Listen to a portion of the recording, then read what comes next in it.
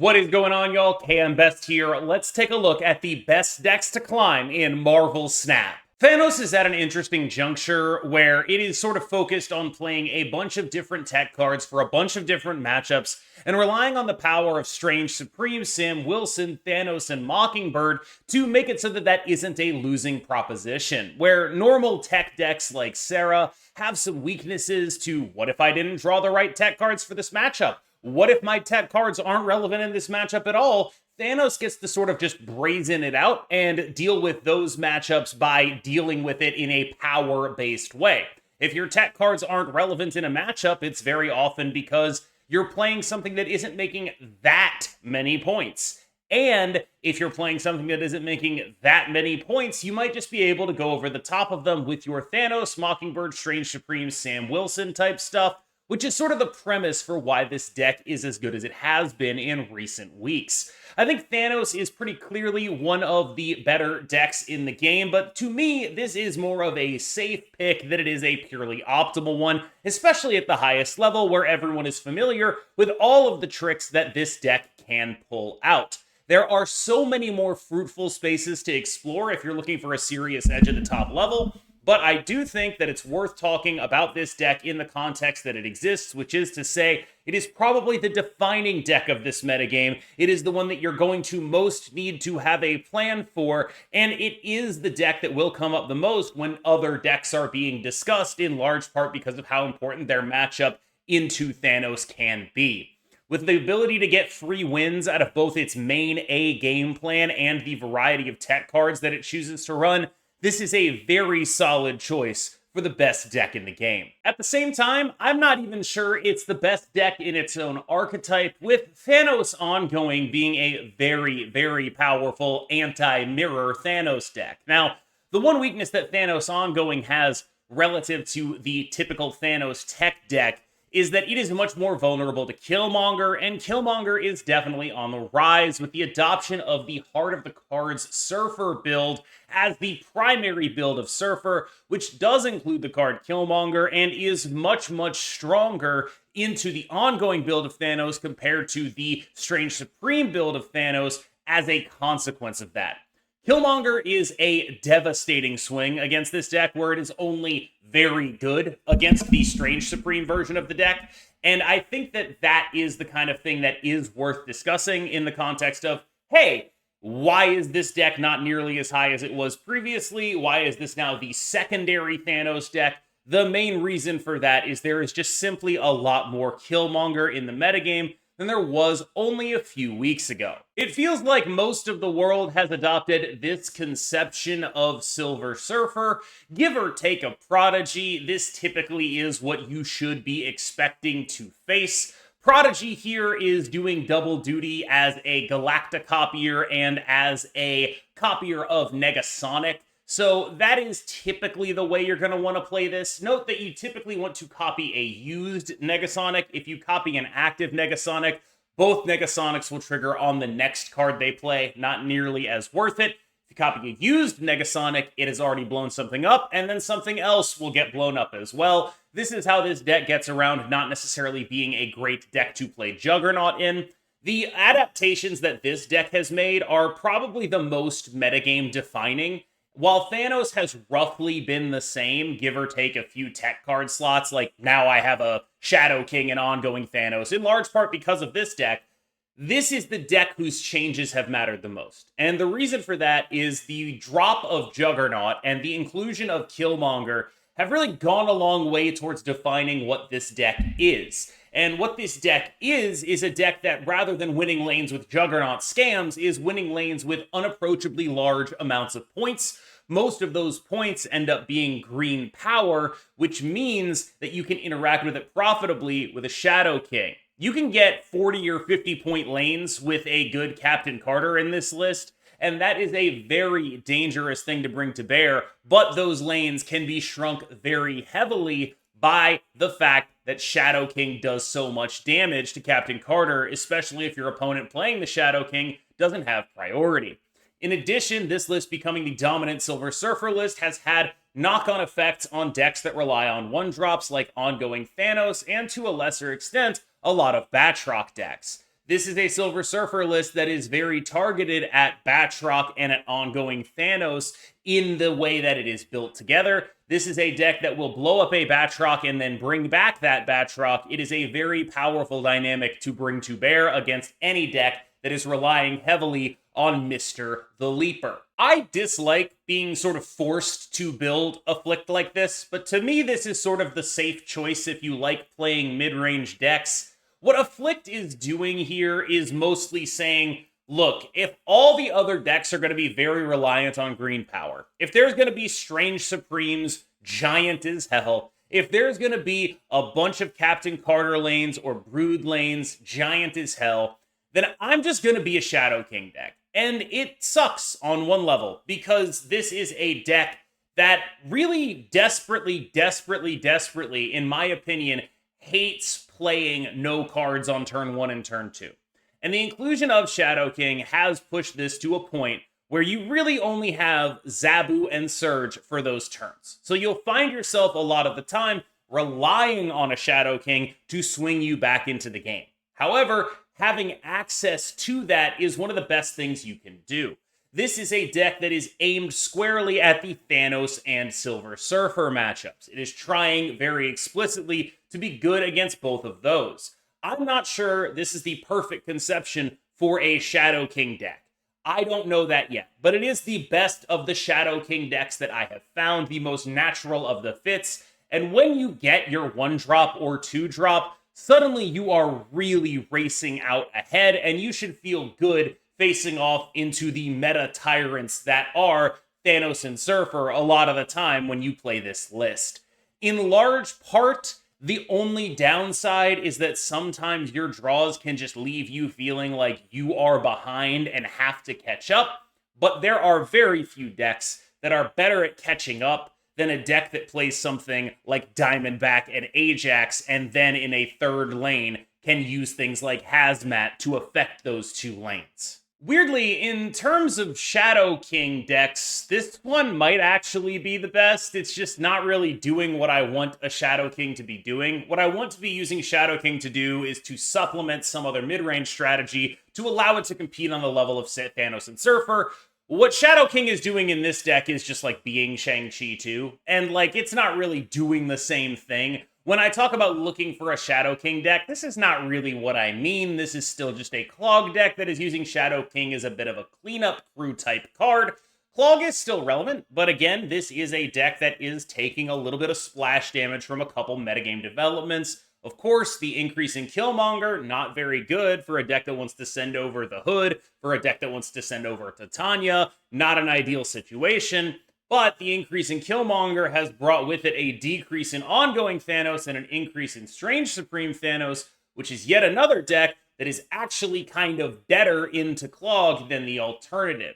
So there are multiple dynamics pushing against Clog, but that's not to say that it's not an excellent choice right now. It is still very clearly among the best in the game, if you ask me. There are several different builds of Scream that you can be trying right now.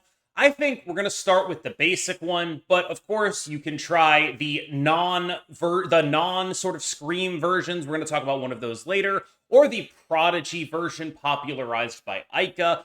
All of these are pretty reasonable attempts at playing Scream. We're going to start with the baseline one because I think it demonstrates the packages involved the best. And if you feel like customizing it, I think that is a perfectly acceptable thing to do. The first thing to do is to understand this deck as a hybridization of the Scream package and the Batroc package.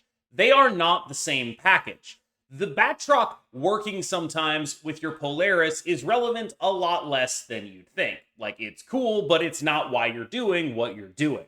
The Batroc package is Kraven and Sam Wilson alongside the cards Silk, Hydra Stomper, and Batroc. You get a little bit of overlap. This deck already wanted to play Kraven and Sam Wilson, but those other three cards were not cards that you'd be playing in here and are not cards that you would want to be playing in here. So it is worth considering this as a Scream hybrid deck, despite the fact that so many of the cards say the word move on them. All of that is to say, this is a perfectly acceptable, very good deck that has a lot of points in it for very little energy investment and is able to compete with nearly everything that you'll see. To me, this is almost the line of demarcation between decks I consider tier 1 and decks I consider tier 1.5.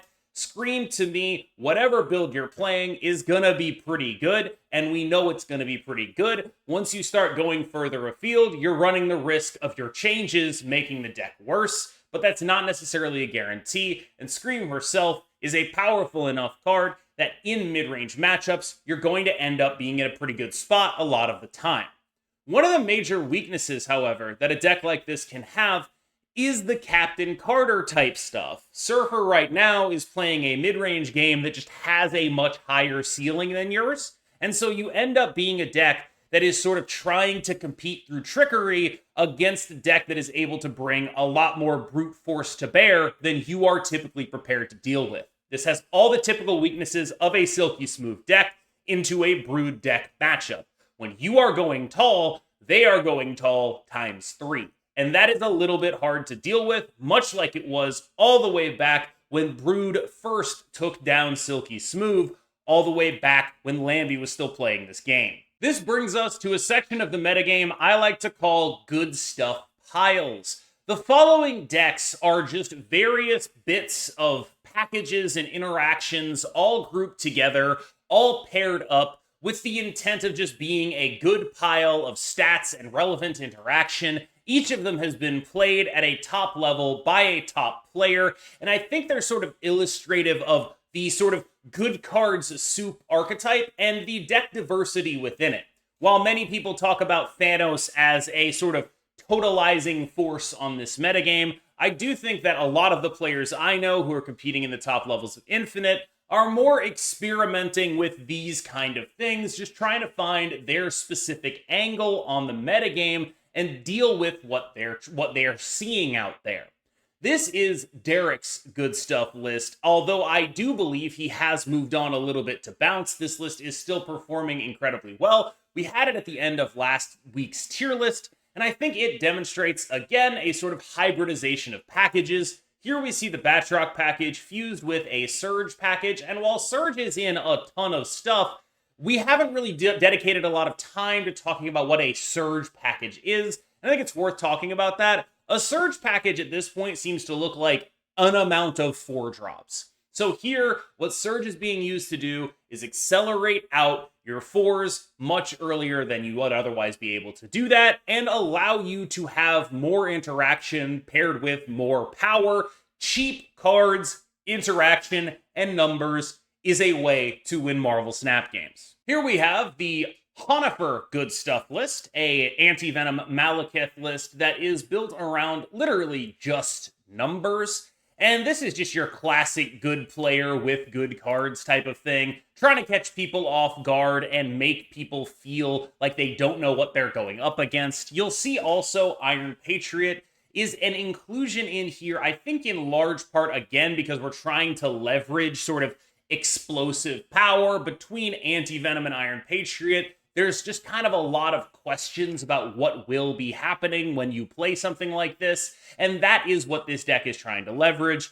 Being able to have confusing amounts of power in confusing places is a lot of the strength of this deck. Of course, Legion, always a very relevant tech card if you're looking to steal cubes and catch people off guard.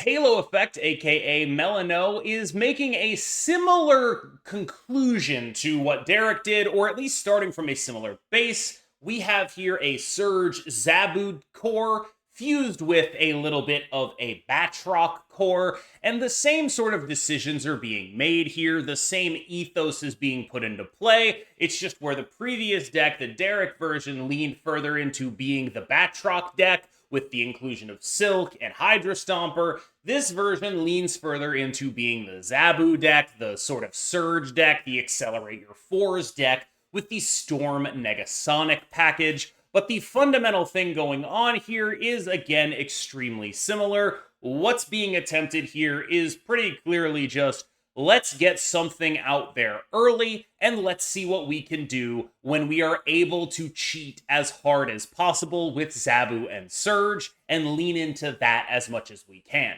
Honestly, looking at this deck kind of makes me wonder if we can try doing Storm War Machine Legion, but I don't really want to put that energy out into the world, so please everyone pretend you just didn't hear that. A classic version of the deck we call the Cook, having been played by Chamo recently, is always something I enjoy seeing. Again, just a collection of points and interaction, whatever it feels like is relevant in the metagame. The ethos here is extremely similar to the ethos of the Derek deck. We have numbers, we have interaction, we have different ways of acquiring it. In this case, we're looking at a Kitty Pryde package paired with Mysterio and Elsa Bloodstone to make sure that our Sasquatch gets discounted. The interaction in this case leaning on Enchantress.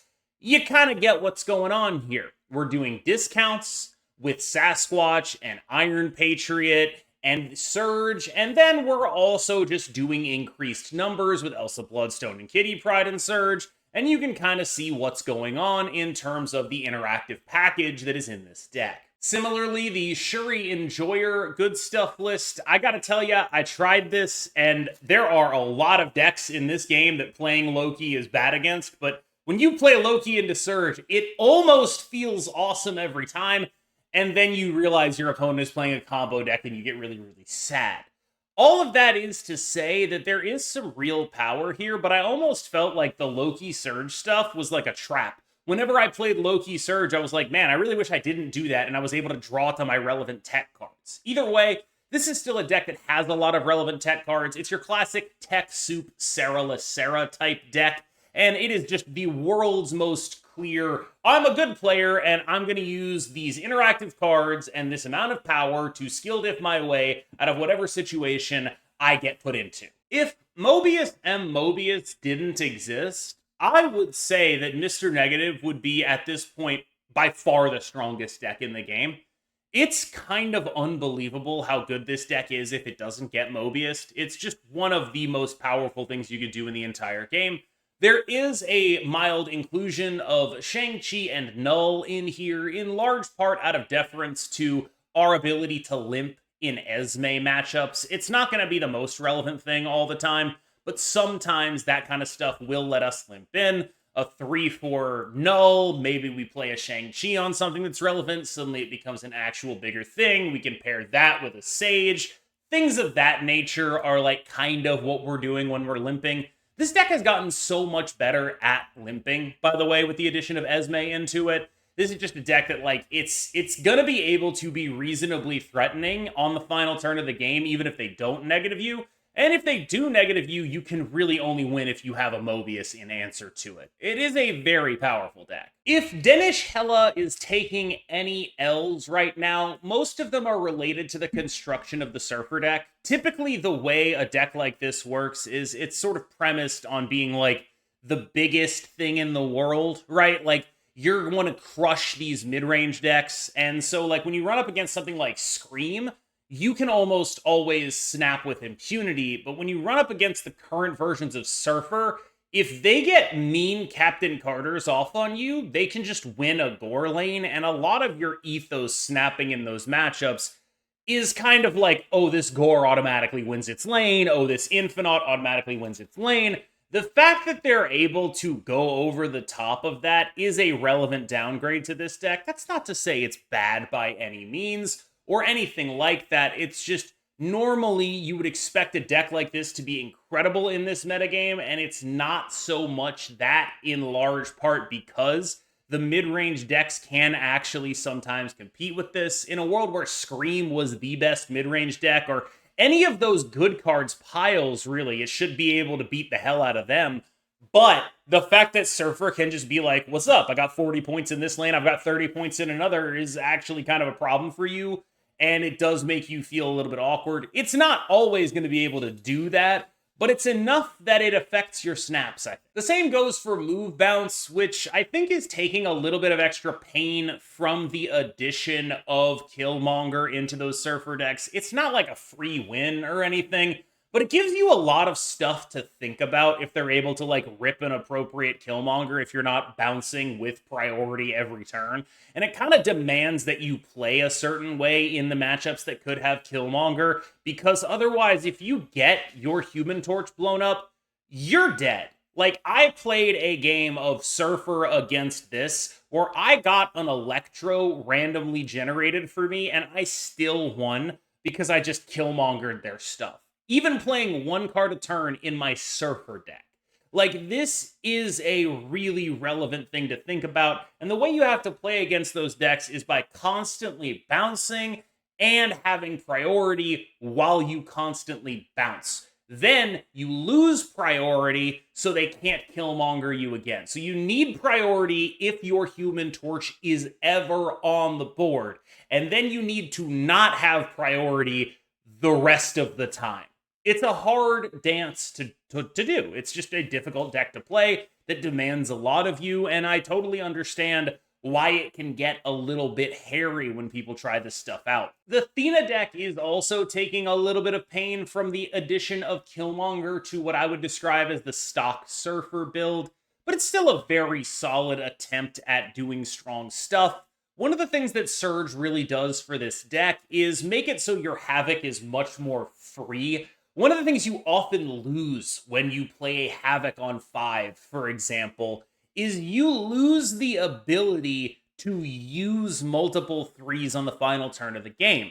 Oftentimes, something like Juggernaut Cosmo or Sage Juggernaut is what you're going to be needing to do to win, and you just don't have that ability a lot of the time because of how you have lost energy on a Havoc. But because of the discounts Sage can give you, Surge can give you, you might be able to do that anyway. And I think that's a really notable upgrade. The other notable upgrade, of course, is if you go AV into Surge, suddenly all the cards you're pulling out of your deck are 4s. That's pretty sick. Who up Frigging My Hand? I think this deck, while again, takes a little pain from Killmonger, is still a very solid option. Frankly, I think it's a little bit underrated. If Killmonger wasn't around, this would be my go-to I want to play Shadow King deck. Unfortunately, Killmonger is around, and a lot of the reason I want to be a Shadow King deck is to beat Surfer, and Surfer is the deck with Killmonger, so I don't really want to opt into all my one-drops being a thing or being in danger in the matchup I'm trying to target, so unfortunately it has sort of hit the back burner for me. But this was a perfectly acceptable deck. I played it, and it was very solid. I went positive with it. It's just a good enough deck to be good. It does strong stuff. You get your cool V-hand things. Sometimes you just put good numbers on the board. On the subject of V-hand, there's also a Moon Girl version floating around. I think that's a really solid option if you're interested in sort of an alt She-Hulk type build. But what I like about the Moon Girl ongoing deck, and I don't mean this as disrespect to like Moon Hulk, but at least the Moon Girl ongoing deck doesn't 100% fold to a Mobius. Because the Moon Girl ongoing deck, like, yes, there's a Quinjet in it. All of that makes sense. But, you can just play the cards. You can just play them on turn 5. And then also on turn 6. Which means it's a much more reasonable deck. And I believe that Moon Girl ongoing deck was sort of pioneered by Jimmy Dickens. So shout out to my boy Jimmy if you want to try a different version of V-Hand. This card. It exists. You can play it. I believe in you. It does have some problems. They're not incredibly pronounced. Your best lines at this point are definitely Dakin and throw priority related, because you can end up getting Mobiused out of your big boy Morb into Bullseye lines. This deck has become more and more reliant on Bullseye over time, as it's had less and less actual discards involved in it. It's very much a Bullseye MODOK combo deck at this point, but because the Dakin line only really requires Bullseye, it ends up being a much safer investment to do something like Dakin and Frigga Grandmaster. That kind of stuff allows you to be a deck that is a little bit more capable of standing on its own, where your nut draw is still incredibly good, but you do need to actually get it in order to be a relevant and powerful deck. This has also put a little bit of stress on, like, what exactly am I supposed to invest into? Do I want to assume my opponent has a Mobius and then invest into dumping my Scorns or something? Do I want to assume that they don't have a Mobius and go for the full combo Swarm line? How am I meant to approach that? That's kind of what you're going to be wanting to think about when you play this list. Also, I'm just going to take this time to voice my complaints with how many similar names there are for cards with similar functions. It's stupid that there are two cards who add cards to your deck, and their names are Arishem and Agamotto. It's stupid that there are two discard cards that you want to be discarding to gain an advantage, and their names are Scorn and Swarm. It's stupid that Anti-Venom and Agent Venom are both AV and released in the same season. There's so many of these, and they get me every time. Oh, Surge Sage. That's another one. They're played in a bunch of the same decks, and every time I mess it up. I feel like this deck has to be good. I know this sounds insane. Like, I get it. But, like, I need to figure out a way to play Shadow King in this deck, and then I'm Gucci. Like, maybe I cut Zabu. Like, that's kind of where I'm at. Where it's like, I gotta believe that there's something stupid I can do in a world where I can play Shadow King in a 4/10 on the final turn of the game.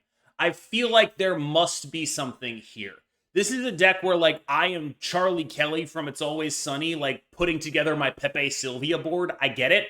But I know that if I can fit Shadow King in here, it's gonna be good. I swear. I've seen a decent amount of Dark Hawk bounce floating around. It has involved the card Hawkeye for reasons unknown to me.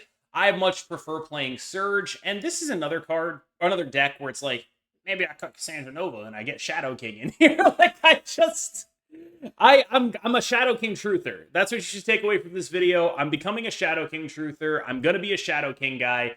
That's what's happening right here, right now. I'm just looking for decks to put Shadow King in. All of that is to say, though, Darkhawk is a great deck to play right now. Generally, I'm interested in using Surge to get him out cheaper. I'm interested in using Surge to supplement the rest of my points. You do have the issue of not having any tech in here, and I think there are other builds of this that leverage Shadow King better, but I do think that there's almost certainly a Shadow King bounce build out there. I know Derek's been working on one that should be able to deal with everything this meta has to offer. What's up, dorks? I've put Surge and Destroy. Aren't I a genius god gamer / deck builder? Yes, it's time to talk about Destroy. I'm not going to make the joke where you can watch every other Destroy segment I've ever made, because this time we have a new card in it. We geniusly took a mediocre deck and put a new card in the mediocre deck, ergo making it probably better, because the new card is probably better than anything that was already in the deck. All right, y'all. Thanks so much for watching. As always, I've been KMBest. You have been phenomenal, and I will see you in the next one. Hopefully not from sort of vaguely formless void. Working on getting the painting done, and then hopefully getting stuff hung up. Got a little strong guy print to put in the back that I can't wait to show y'all. Thanks so much, and I will see you next time.